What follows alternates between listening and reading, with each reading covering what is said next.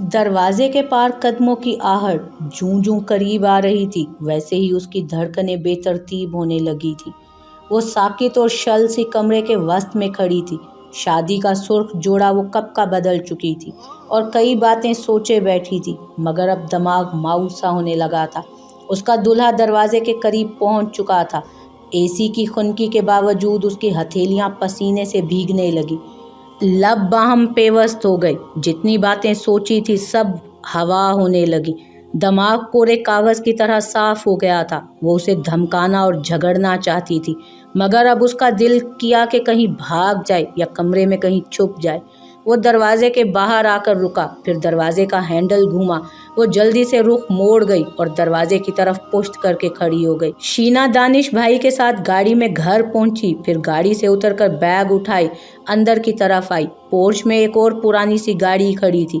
दानिश ने बताया था शमसा खाला आई हुई हैं, शायद उन्हीं की गाड़ी थी। उन्होंने गाड़ी कब ली? शीना ने अचंभे से सोचा था। वो अंदर आई थी। ड्राइंग रूम में खाला बैठी थी, साथ ही ममा थी। एक सोफे पर उसका कज़न फैज़ान हाथ में मोबाइल लिए बैठा था। शीना ने उन्हें थके हुए अंदाज में सलाम किया, फिर मुस्कुराई। आ गई मेरी बच्ची। उन्होंने उठकर उसे गले से लगाया, फिर माथा चूमा। हाँ खाला, कैसी हैं आप? कब आईं? वो बैग सोफे पर रख कर बैठी। कुछ देर हुई है आई हुए बेटा। उफ मम्मा, आज बहुत भूख लगी है। उसने मम्मी की तरफ देखकर जैसे शिकायत की थी। वो मुस्कुराई और उसे अपने साथ लगाया। क्यों आज कैंटीन में कुछ नहीं खाया? उन्होंने प्यार से पूछा तो शीना ने मुंह बनाया था।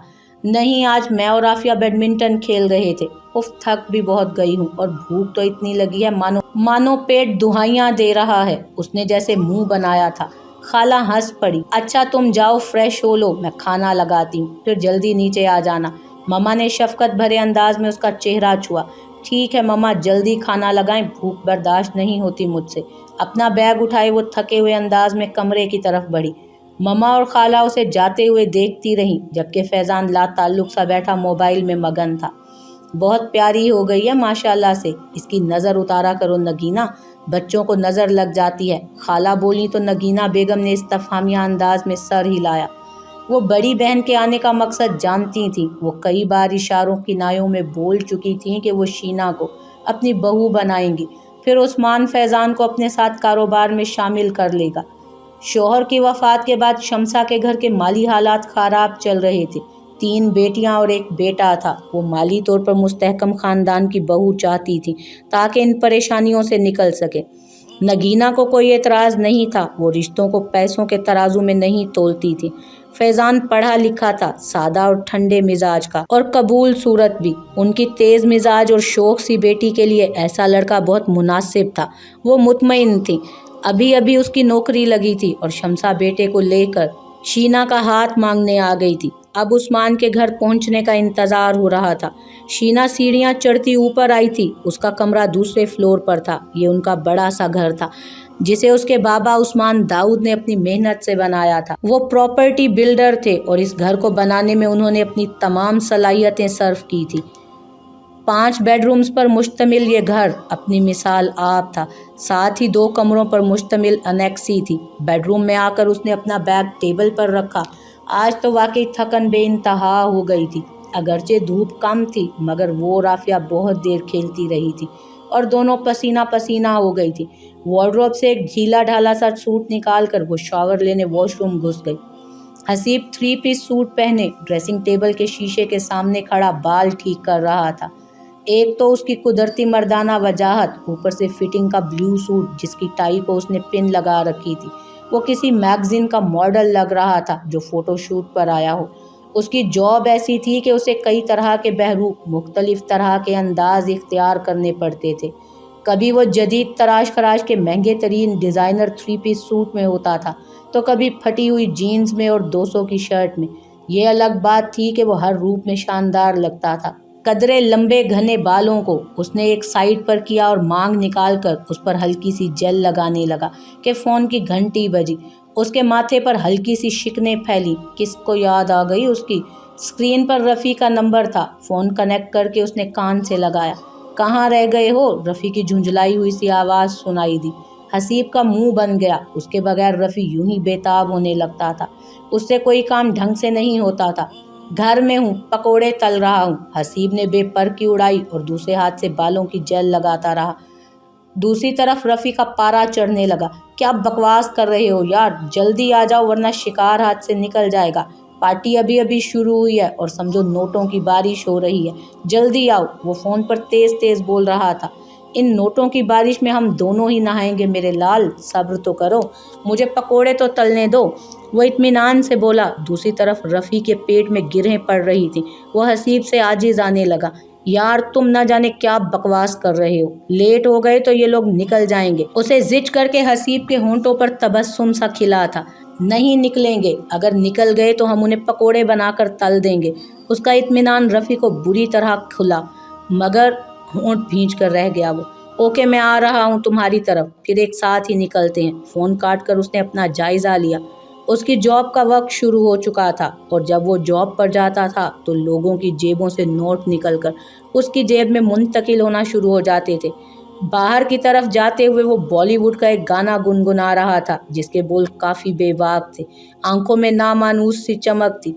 शीना शावर लेकर वॉशरूम से बाहर आई और शीशे के सामने खड़ी होकर हेयर ड्रायर से अपने बाल खुश्क करने लगी। उसने अनारी रंग का एक खूबसूरत फ्रॉक और स्याह पजामा जेब तन कर रखा था जिसमें उसका सुर्ख और सफ़ेद रंग दमक रहा था। मेकअप से धुला किताबी चेहरा किसी की भी तवज्जो हासिल कर सकता था। छोटी सी खूबसूरत नाक उसे और पुरकशिश बनाती थी। ममा कमरे में दाखिल हुई थी और उसे देखकर बेइख्तियार आंखों ही आंखों में उसकी नज़र उतारी।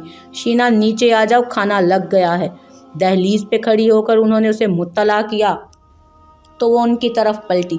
आती हूँ ममा, भूख तो बहुत ज़ोरों की लगी है। आप ऊपर आ रही थीं तो ले आती ना अपने साथ। उसने खफगी से माँ को देखा तो उन्होंने उसे घूरा था। मैं क्यों ले आती शीना, नीचे आओ, सबके साथ बैठ कर खाओ। खाला भी तो आई हैं। वो उस पर खफा हुई थी। शीना ज़रा चुप हुई, जैसे कुछ बोलना चाहती हो लेकिन हिचकिचा रही हो। उन्हीं की वजह से तो नीचे नहीं आ रही मैं, वो बोली तो ममा तेज़ खफगी भरी नज़रों से उसे देखने लगी। ये क्यों आई हैं, क्या ज़रूरत थी आने की, वो बोली तो लहजा रूखा और बेजार था। हमसे मिलने आई हैं। और किस लिए आएंगी भला, ममा ने जैसे सरजनिश की थी। शीना ने उन्हें बगौर देखा। दानिश तो कह रहा था कि वो इसलिए आई हैं, मगर मामा कुछ और बोल रही थी। खैर, उसने सर झटका और मुतमईन सी हुई। फजूल बातें छोड़ो, अब जल्दी से नीचे आओ, खाना ठंडा हो रहा है। पता नहीं तुम्हारे बाबा कहाँ रह गए हैं। क्यों, बाबा नहीं आए अभी तक, वो चौंकी। आंखों में हैरत उभरी। मम्मा ने नफ़ी में सर हिलाया। आज पता नहीं कहाँ रह गए हैं वो, आ जाएंगे, किसी ज़रूरी काम से रुक गए होंगे। और तुम भी फजूल बातें करके मेरा दिमाग क्या खा रही हो, इससे अच्छा है नीचे आकर खाना खाओ। वो झुंझलाई हुई उसे लताड़ने लगी तो वो मुस्कुरा दी। अच्छा, आती हूँ मम्मा, आप जाएं। मम्मा चली गईं तो वो बालों को कैचर में बांधने लगी। चेहरे के करीब से बालों की चंद लटें उसने आज़ाद छोड़ दी थी जो चेहरे के हुस्न में इजाफा कर रही थी। हुस्न की दौलत पे दरबान हो जैसे। शीना, ये कुछ बर्तन है, धो दो बेटा। वो लंच के बाद अपने रूम में जाने के लिए पर तोल रही थी कि मम्मा की आवाज़ ने जैसे परवाज से पहले उसके पर काट दिए। रुख मोड़कर बर्तनों की तरफ देखा तो आंखें फैल गईं। जैसे बर्तनों का एक अंबार था जो सिंक में पड़ा था। उसे सख्ता सा हुआ। ये इतने सारे बर्तन, नाजो कहाँ है मामा, इतने ज़्यादा बर्तन कोई कैसे धो सकता है, उसने दुहाई दी। फिर शिकायती नज़रों से माँ को देखा। एक तो उसे बर्तन धोना वैसे ही नापसंद, ऊपर से इतने सारे। ओफ, नाजो का बेटा बीमार था इसलिए वो खाना बनाकर चली गई। उन्होंने उसे मुत्तला किया तो शीना का दिल होलने लगा। एक नज़र बर्तनों पर डालकर वो रहम तलब नज़रों से मामा को देखने लगी। चेहरे पर मासूमियत सजा ली थी उसने। पर मामा, आपने उसे छुट्टी क्यों दी, बर्तन धोने के बाद दे देती ना छुट्टी। उसने जैसे फरियाद की तो मामा ने उसे घूरा। दानिश भी उस लम्हे किचन में आया और फ्रिज से पानी की बोतल निकाल ली। मामा, इस काम चोर को कोई भी काम कह दें, इसके ड्रामे शुरू हो जाते हैं। पानी की बोतल खोलकर उसने शीना पर जुमला चुस्त किया तो शीना का चेहरा बिगड़ गया। वो गुस्से भरे तासुरात लिए उसकी तरफ पलटी। तुम चुप करके पानी पियो, समझे, तड़क कर बोली और उस पर आंखें निकाली तो वो मुस्कुराता रहा। मामा दोनों को ही घूर रही थी। ठीक है, चुप करके पानी पीता हूँ। ठीक है, मैं चुप करके पानी पीता हूँ और तुम चुप करके बर्तन धो लो, जैसे मामा कह रही हैं। वो शाने बेनियाजी से कहता पानी पीने लगा। शीना ने रोनी सूरत बनाई थी। पर मैं ये इतने सारे बर्तन कैसे धोऊंगी। उफ मामा, आप तो रहम दिल हैं, क्या आप मुझसे इतना काम करवाएंगी। मामा की तरफ रुका तो वो वहाँ नहीं थी। जिद चोकर किचन से जा चुकी थी। उसका चेहरा खिफ़्फ़त से सुर्ख पड़ गया। दानिश जोर से हंसा था। अब खड़ी मुंह क्या देख रही हो, काम शुरू करो, वो तमस्कराना अंदाज में लहक कर बोला। मामा इतनी भी रहमदिल नहीं है, वो बोली और चारों नाचार उठकर सिंक की तरफ आई और हाथों पर ग्लव्स चढ़ाने लगी। मामा बहुत रहमदिल हैं और तुम हद से ज़्यादा कामचोर। वो किचन के काउंटर के साथ टेक लगाकर उसे छेड़ रहा था। अपनी प्यारी बहन के साथ जुबानी कलामी जंग उसे हमेशा से ही पसंद थी। और तुम क्या हो, झूठे? शीना ने जवाबी जुमला चुस्त किया तो उसकी आंखों में हैरत लहराई, भवें भिंच गई। मैं झूठा कैसे? क्या झूठ बोला है मैंने? तुम कह रहे थे ना गाड़ी में आज कॉलेज से वापसी पर। क्या कह रहा था? वो जैसे सोच में पड़ गया। वो गाड़ी में क्या क्या बोलता रहा था? शीना ने उसे घूरा। तुम बोल रहे थे कि खाला तुम्हारे लिए आई हैं, वो तल्ख से जले कटे अंदाज में बोली तो दानिश के होंठों पर मुस्कुराहट उभर आई। हाँ तो इसमें झूठ क्या है, तुम्हारे लिए ही तो आई हैं, फैजान को लेकर। उसके कहने पे शीना ने नागवारी भरी नज़रों से उसे देखा। वो हनूज मुस्कुरा रहा था। तुम्हें फैजान की दुल्हनिया बनाकर ले जाएंगी वो हंसा। शीना ने हाथ में पकड़ी प्लेट जोर से पटकी, फिर गुस्से भरी बेबसी से दानिश को देखा। उस लम्हे मामा फिर किसी काम से किचन में आई थी। मामा भाई को देखे ना, उसने शिकायती अंदाज में कहा। ये बहुत तंग कर रहे हैं मुझे। क्यों, तुम दोनों फिर से लड़ पड़े हो? उन्होंने दोनों को प्यार भरी तंबीही नज़रों से देखा। नहीं मामा, भाई कह रहे हैं कि खाला तुम्हें फैजान की दुल्हन बनाकर ले जाएंगी। शीना जो सदा की मुंह फट थी, बिना लगी लिपटी रखे बोल गई। मामा बुरी तरह सटपटाई थी, फिर दानिश को घूरा जो इत्मीनान से खड़ा था। तुम दोनों यहाँ खड़े ये फजूल बातें कर रहे हो, उन्होंने दोनों को झिड़का। शीना उन्हें सवालिया नज़रों से देखती रही। मामा ऐसा है क्या? क्या भाई सच कह रहे हैं? मैं तो फैजान से शादी कभी ना करूं, पै दर पै सवाल करती, शिकायती अंदाज में कहती, वो जैसे अपना फैसला सुना गई थी। मामा ने होंठ भींचे थे। वो बेटी को देखती खामोश सी हुई। नहीं बेटा, वो वैसे ही आई हैं हम सब से मिलने, उन्होंने ऐसी कोई बात नहीं की, उन्होंने नज़रें चुराते हुए कहा तो शीना ने लंबी सांस ली। ठीक है मामा, लेकिन अगर वो ऐसी कोई बात कह भी दें तो आप मना कर दीजिएगा, वो दो टोक अंदाज से कह गई। मुझे फैजान से बिल्कुल भी शादी नहीं करनी। क्यों, उसमें क्या खराबी है? मामा ने सरसरी अंदाज में पूछा। इतना हैंडसम फर्मा बरदार लड़का तो है। हैंडसम? फैजान के लिए हैंडसम का लफ्ज़ इस्तेमाल किए जाने पर जैसे उसने हैरान होकर एहतजाज किया था। बिल्कुल आम से हैं वो हर वक्त इतने डरे सहमे से रहते हैं कि उनकी शक्ल को देखकर ऐसे लगता है जैसे उन्होंने चोरी कर रखी हो, और अब डर रहे हों कि कोई डांट ही ना दे। ना बाबा ना, मैं नहीं करूँगी उनसे शादी। उसकी बात सुनकर साथ खड़े दानिश को अच्छू लग गया। मामा ने उसे खफगी भरी नज़रों से देखा। चुप रहो शीना, सुन लेंगी खाला, और वैसे भी ये फैसले बड़ों के होते हैं। मामा डबट कर बोली। अब काम करो, तुम दोनों की फजूल चींची ना सुनूं मैं। डांट पड़ते ही शीना मुंह बिसोर कर वापस काम में मसरूफ हो गई और मामा बाहर निकल गई। दानिश उसका उतरा हुआ मुंह देखकर मुस्कुरा रहा था।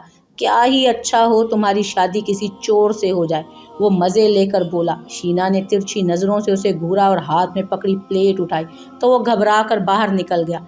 वो खामोशी से बर्तन धोने लगी। उसे नाजों पर गुस्सा आ रहा था जिसने आज छुट्टी कर ली थी। हसीब ने लाहौर शहर के एक पुराने हिस्से में आकर गाड़ी पार्क की और उस प्लाजे की तरफ बढ़ा जिसके निचले हिस्से में दुकानें थी, मगर ऊपरी हिस्से में रिहायशी फ्लैट थे। ये 4 मंजिला इमारत थी। उसने 3 पीस सूट जेब तन कर रखा था, आंखों पे सन ग्लासेस थे, चाल में एक वकार और एतमाद था। लंबे लंबे डग भरता सीढ़ियाँ चढ़ता वो रिहायशी हिस्से में आया और एक फ्लैट के दरवाजे पर दस्तक दी। दरवाज़ा खुलने में कुछ देर हुई थी। उसने झुंझलाकर फिर दस्तक देना चाही कि अचानक दरवाज़ा खुल गया और ऐसा लगा जैसे खुशबू का एक झोंका बाहर आया हो। वो एक जवां साल लड़की थी जिसने दरवाज़ा खोला था। उसकी उम्र 25 से कोई ज़्यादा नहीं लगती थी। हसीब को देखकर वो बेतहाशा खुश हुई थी, मानो उसकी बाछें खिल गई हों। हसीब तुम, ओ मेरे खुदाया, आज मैं किसका मुंह देखकर घर से निकली हूँ कि तुम मुझे नज़र आ गई। हसीब ज़रा पीछे को सरका। वो उसे देखकर इतनी पुरजोश हुई थी कि वो डर गया। सनम, तुम यहाँ क्या कर रही हो? रफ़ी कहाँ है? उसने नापसंदीदगी से लड़की को घूरा। वो तुम्हारा सड़ियल दोस्त, वो भी कहीं गया है, कह रहा था 5 मिनट में आ जाऊँगा। तुम अंदर आओ। बाहर क्यों खड़े हो? प्लीज़ अंदर आ जाओ, आज बहुत अच्छे लग रहे हो।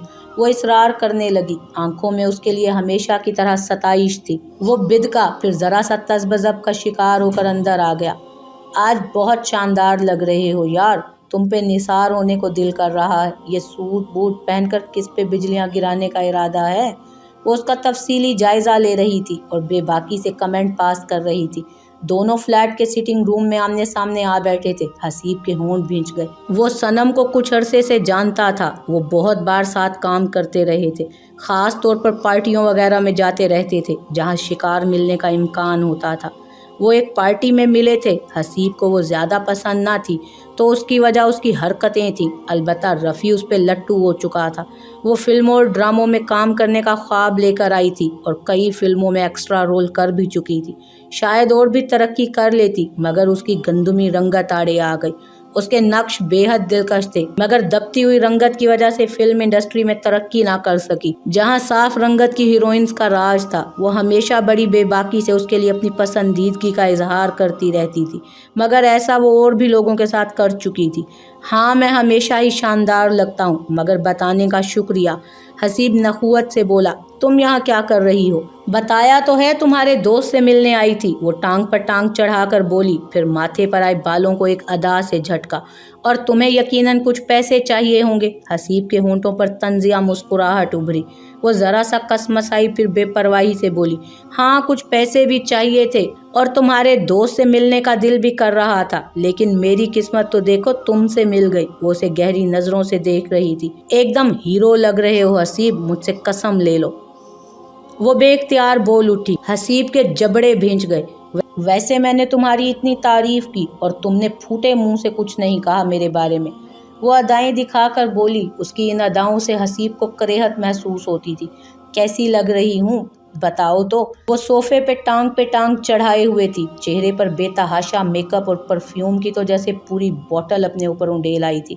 کٹے ہوئے سیاہ بالوں کی اونچی پونی باندھے ہوئے تھی، سرخ ہونٹوں پر شوق سی لپسٹک تھی، لون کا سرخ و سفید خوبصورت سے پرنٹ والا لباس پہن رکھا تھا۔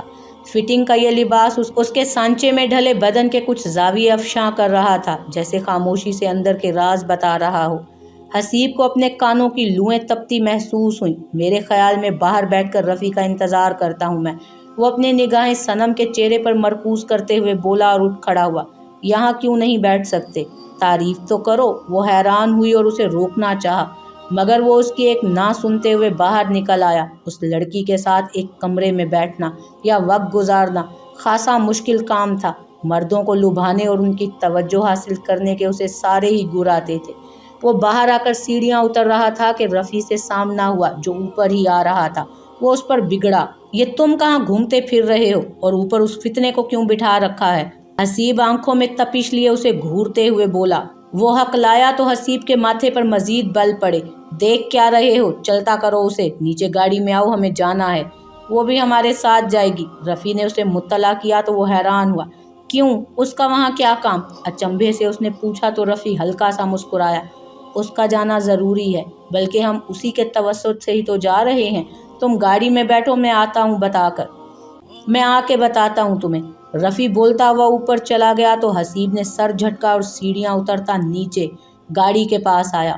رفیع کا پلان کچھ اس کی سمجھ میں آ رہا تھا۔ آج وہ ایک خاصی مشہور فلمی شخصیت کی برتھ ڈے پارٹی میں جا رہے تھے اور صنم کا بھی کچھ نہ کچھ تعلق فلم انڈسٹری سے موجود تھا جو ان کے کام آ سکتا تھا، جسے استعمال کر کے وہ اندر جا سکتے تھے۔